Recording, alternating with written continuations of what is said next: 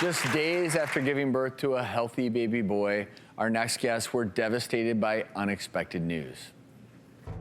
Jared and I are high school sweethearts and ended up getting married in May of 2009. We were really fortunate. We got pregnant the first month we tried, and we were so excited. It was our first baby, so we wanted to be as prepared as we possibly could. All the breastfeeding classes, because that's what we were taught was the most important thing for the baby.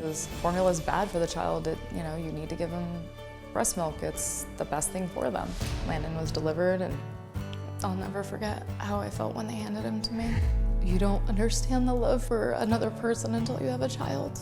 I just couldn't take my eyes off him, and I didn't want anybody to take him away from me.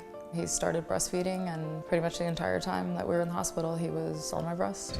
The doctors and nurses just kept telling us we're doing a great job, keep him on the breast, keep feeding him. We brought him home from the hospital, and pretty much the entire time that we were home, he was on my breast. It got to a point where I had decided to look in my breastfeeding book and see if I was possibly doing something wrong. I had put down my book, but when I picked him up, it was like picking up a sleeping cat, just completely limp. And that's when I had found him not breathing. He was on life support for 15 days. The doctor told us that he thought he was dehydrated because they were having a hard time balancing out his electrolytes. I'm like, dehydrated? Wait a second, that means, oh my God, you're telling me I starved my child? It turns out he wasn't getting any milk out of my breast. The entire time he was on life support, we didn't get to hold him. And I can't tell you what it does to a mother not being able to hold her newborn. He was 19 days old when he passed away. Life isn't the same after losing a child. There's a huge hole in my heart, all because we trusted everything that we were taught, that, exclusively breastfeeding is the best thing for a baby.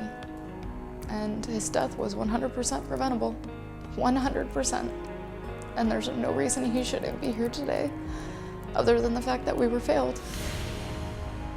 Jillian joins us now along with Dr. Christy Del Castillo-Heggie, who is the founder of Fed is Best. And Jillian, I know that this was recently the 5th anniversary of Landon's death. We're so sorry for your loss, and I know that time doesn't necessarily heal those kinds of wounds, but you're really now trying to take his death and turning it into something positive. Tell us about that. We want to educate as many parents as possible that you have to be your child's #1 advocate.